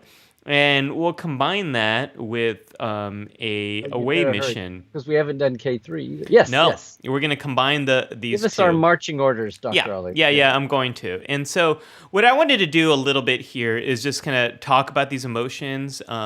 What does envy and what does jealousy actually mean? All of our emotions, they quickly communicate important information. And envy is all about seeing another person or another group that has something that you need or want and don't have. So envy is seeing someone else who has something that you want or need. And that in itself is not bad. Envy can be motivating. Mm-hmm. It can help you to better yourself. It's your own rear in gear. Yeah, like Boimler. I always have a hard time saying his name. Boimler. There we go. He's envious of the senior staff, and he wants to move up in his career in that way. We see that a little bit with Wesley as well. This is desire to improve, to better yourself. With Nog as well. It in itself is not bad. Same thing with jealousy. Jealousy is when you see that someone is threatening to take away a very important part of a relationship you have or an object that you have. There's a threat, a fear with jealousy that you're going to lose something, that something is going to be damaged, it's going to be lost, it's going to be taken away. That's what jealousy is all about. Worf experiences is a certain amount of jealousy is healthy in relationships. A certain amount of jealousy helps you to protect what you have and maintain what you have. That in itself is not a problem. But as we just talked about here with lore, we talked about this with the Kazon, we talked about this with Robert and Picard and Jean-Luc. Say it again. Robert, you got to Okay. trill your R's. Robert. When you experience too much of these things, they can become problems. Or if the emotion doesn't fit the facts of the situation. There's a few different examples of that we talked about, like with lore. Data had nothing to do with the experiences that Lore went through, and yet Lore projects so much of his envy onto Data when Data wasn't even created at this point. So when the emotions don't fit the facts, or when the emotions are going to acting on the emotions are going to cause you problems, like they do with Worf and Jadzia. Worf acting on his jealousy causes a lot of problems. In fact, it kind of pushes Jadzia away. What do you do then? So let's talk about that. Let's dive into jealousy. Jealousy. Jealousy. There was an actual song, Johnny. What's the same guy that did Rawhide? Had a song hit called Jealousy. Night and day you torture me. Da-da. Okay, go ahead. Sorry, I just realized there was a jealousy song, and our life support live retreat, folks. We're going to be late into the night singing in that on stage. It's no, never apologize, Larry, for singing on this show. Jealousy. So if you're experiencing too much of this, one of the things you want to do is try to let go of controlling others. And this is what we see Worf really struggling with Jadzia and Dax. And he does come to a point of acceptance that if I want to be married to Dax, I cannot control who she is. She's not going to be that perfect Klingon bride. She says so herself. So with jealousy, really trying to let go of trying to control the other person, sharing the things that you do have in your life, really trying to not hoard what you have, but being a little bit more sharing of it. And then here's a big one that I think affects a lot of us, is stopping trying to spy on other people. Jealousy really drives us to that, to try to get more information, to try to look more. And Larry, one way in which this plays out for all of us is social media, is being very jealous of others and trying to look more, clicking on their profile, trying to get all the information you possibly can, and getting maybe sometimes getting a bit unhealthy in your how much you're looking up that other person. Online stalking of information. Your online stalking, yeah. So backing away from that is going to be really helpful in reducing some of that jealousy.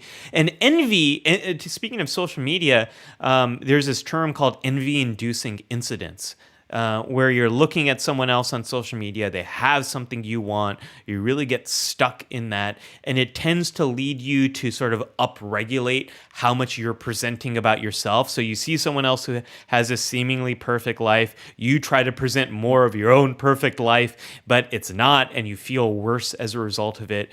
So if you're experiencing too much of that envy, don't try to exaggerate your own value. Don't try to exaggerate the other person's value. Like I shared with Vanessa Hill and my journey on YouTube and her journey on YouTube, everyone's got their own struggles. And you don't see them. When you're envious, you only see all the wonderful things that the person's going through. You have no idea of all the struggles that they have behind that. So don't try to exaggerate their value. Don't try to exaggerate your own value. Gratitude seems to be such a wonderful elixir for envy.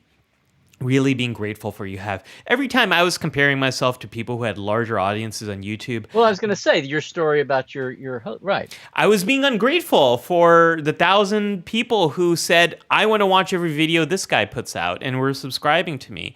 And the people who were taking the time out of their day to watch my very bad first few videos on YouTube.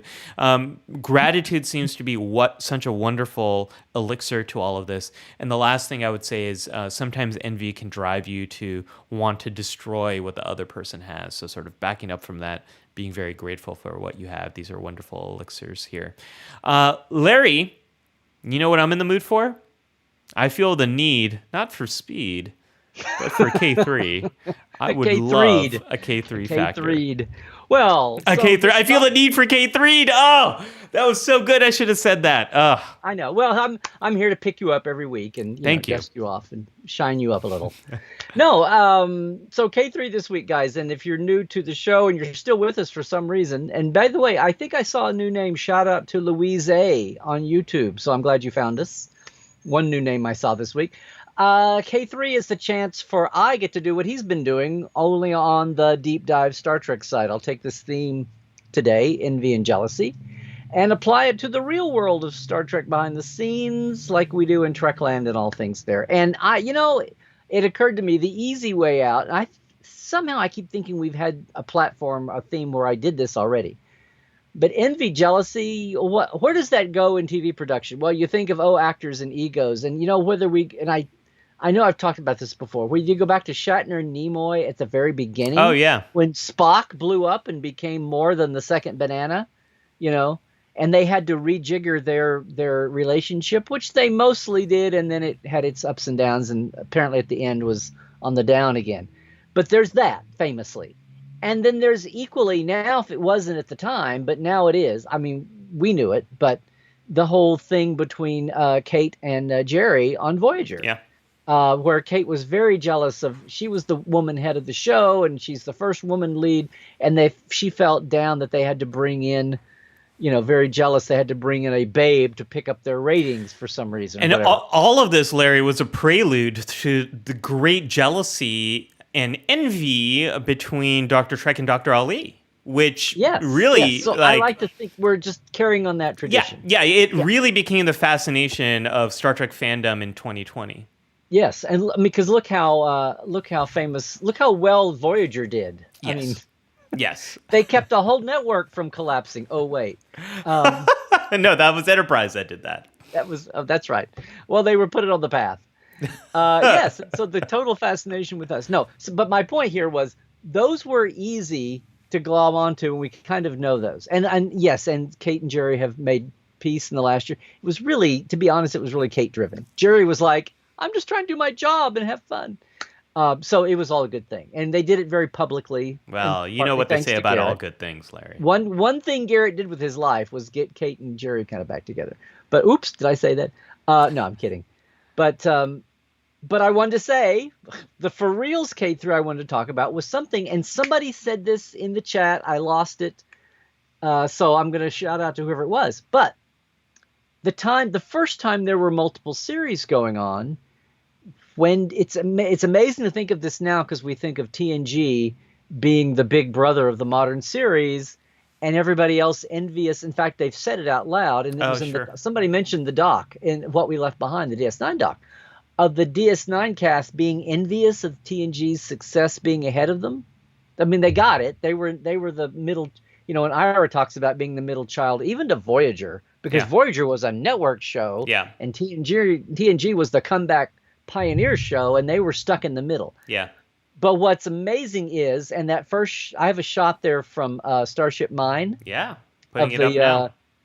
I remember Marina talking about this. When they shot that episode, that was supposed to be, and there was a terrorist attack, and they shoot Hutch Hutchinson, the Chatterbox commander. It goes from being a joke to being this oh my God, they shot him. They killed Kenny. But this guy stayed dead. But Marina talking about, that was supposed to be like a reception. Do you want to come to my reception? Okay. Well, they were like, the whole thing was for them. There was a waiter. There was one other, of the Hakonians, whoever they were. Yeah. The two aliens that were there who were terrorists, and the host, and the 5 of the senior crew besides Picard. It's like, and Marina says, all of our extras got funny accounting over into DS9 so they could have more. They could have more extras. They built that huge promenade set on DS9, and if they didn't have 20 people out there, it suddenly looked very like, what are we in a pandemic? They can only do so many pandemic shows. But it's like, what's going on? Are we out of power? Why is the promenade? Right. They had to have bodies over there, and they were stealing a little bit of accounting mojo behind this. Anyway, that was the one where she said we all just finally lost it and said, "This is supposed to be a reception. Who is it for? Us? But you invited us to come to the thing." Anyway, it's funny because there's like it's just this set with nobody in it, and you watch the. I was trying to find that's the one image that I sent you where you see the entire scene in one shot. They didn't want to keep emphasizing that there's only like 6 or 7 bodies here at this party. I'm putting up these 2 images with Starship Mine on the left, and the second K3 image you sent me of the DS9 shot. And you just one is from Man Alone early, yes, and there's the other one where they have, and I was thinking there was a better, I couldn't find it. The Skria all streaming into the station from Sanctuary. Yeah, it looks like one. It looks like one place looks alive. The other place looks like the very sad networking hour during a conference that no one really shows up to. But now you're there because your boss is kind of there and you kind of need to stick around, but you really would rather leave and go to the party over at the promenade because that seems to be a lot more happening. Yeah, that's a really great example. I never thought about that. So they're talking there about the show. You know, a lot of people worked both shows, but a lot of people didn't. And how in the beginning, DS9 was the huge, cool new show, and it's just new and shiny and fresh. But within a year or two, they were like, "Oh, well, they've got a movie, and now the new, you know, and the new show is the network show coming in, Voyager, and they're the hot. Like we only had 2 years to be the new kid on the block, and they're already it. And we didn't. What did we do with our fame? We're just kind of, you know, slogging along here on a plateau and not getting anyway. So there's a little bit of behind the scenes, not destructively. Everybody thought well of each other's shows. Well, this is the same thing I think I was experiencing. They were human and they couldn't resist. Yes. You know, they couldn't help it. This is the same thing I was experiencing with my YouTube channel, comparing it to other people. When you look at others, you kind of just see the grass is always greener. The grass is always greener. You see what's going well, but you don't understand the struggles there. And that's a great example of it, Larry. Larry, you had another image that I'm putting up right now, and this is a GoFundMe. Would you like to talk about this a little bit? Yeah. So while we got your attention here, I mentioned this a few weeks back, but I just wanted to bring it back around. So GoFundMe, this is for Michael Braveheart. I talked about this on my Tuesdays live on Trekland Tuesdays. I got off on some rants about the reason why the whole thing behind people having to have GoFundMes for medical reasons and other, life reasons. But that aside, very quickly, so Michael Braveheart played, he was the nurse next to Gates McFadden starting in the 2nd season of Next Gen through the entire rest of the run of the show.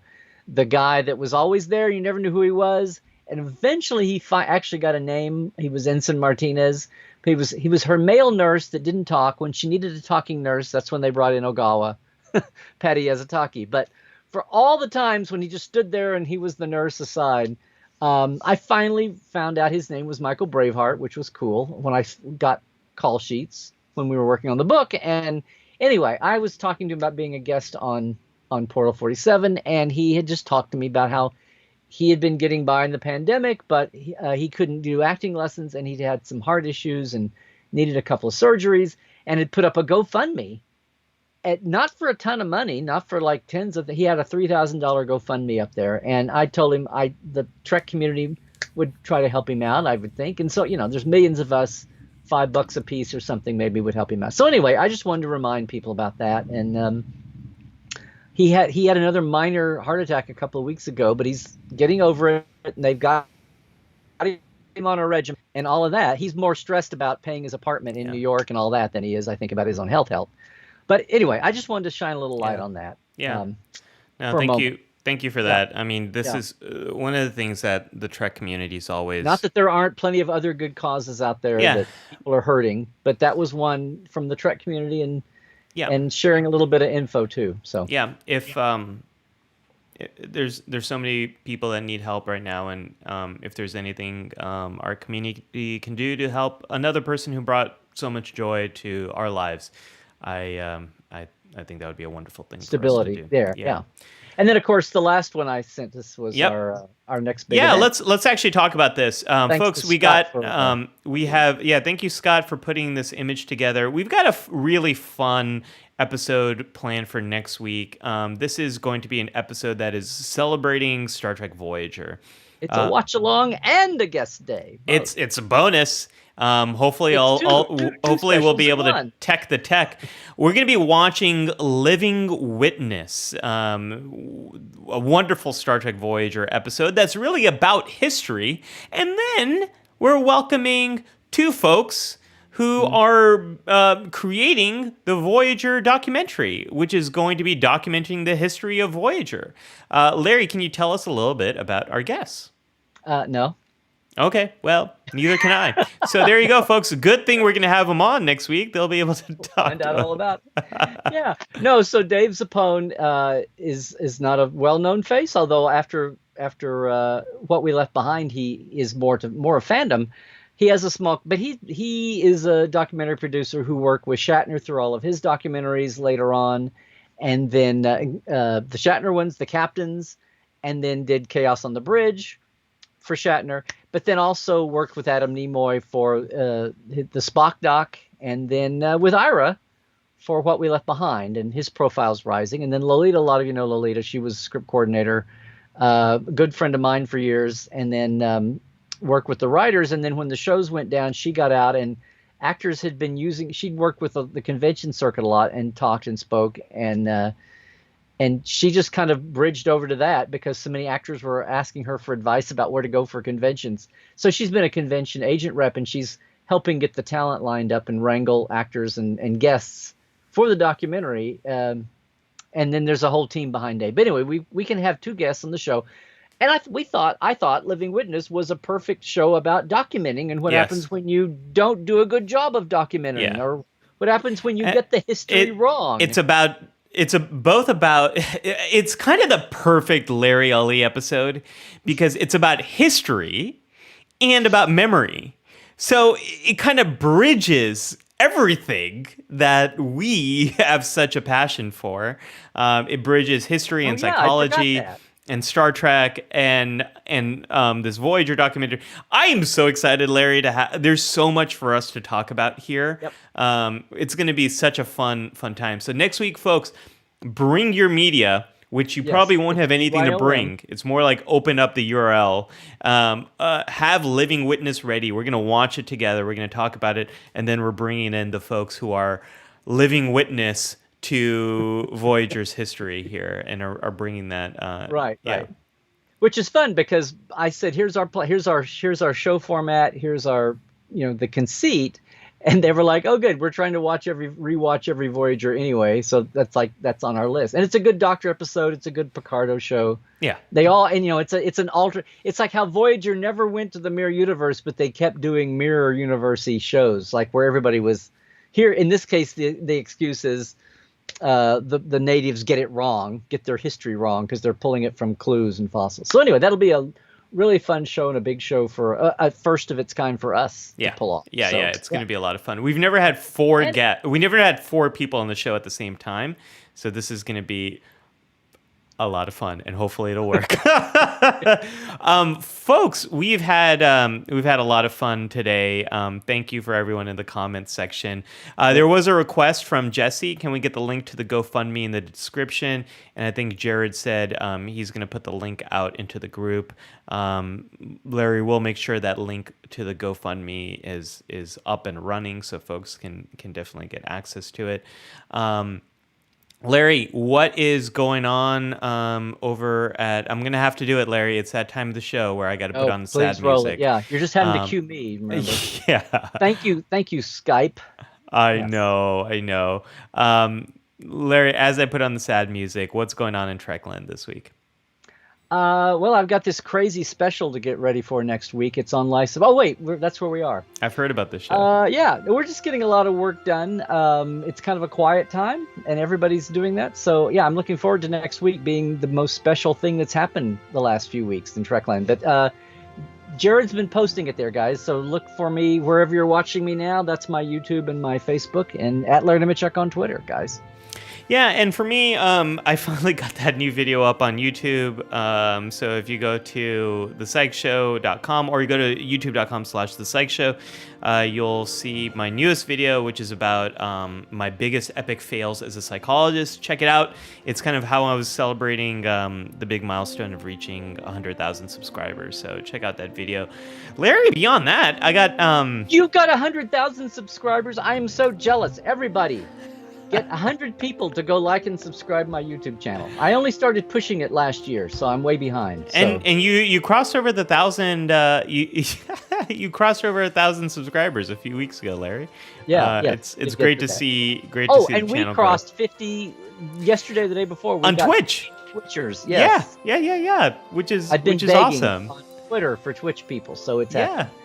So while we're kind of wrapping up the show, we want to thank Scott and Jared for moderating our comments, making sure that this is a safe place for everyone in the community. Big thanks to Jared for putting up some of our promotional materials, and then also to Scott for editing these episodes for the podcast version of the show. Thank you to everyone in the community for all your awesome comments and for playing along with Larry and I pretending like we can actually sing and put on a show. In the barn, Farmer Jones' barn. Okay. That's right. This was a fun one, Larry. I had a lot of fun talking about this topic. I am. I'm envious of anyone who didn't have fun. Or wait, had more fun than I did. Yeah, there you go. Next week is going to be even more fun for very different reasons. I can't wait. Tell your friends. Yeah. Invite folks over, and Larry, as I am trying to stall because the music is not over yet, I hope you continue to live long and prosper, to boldly go and make it so. All the stuff. Truck well, everybody.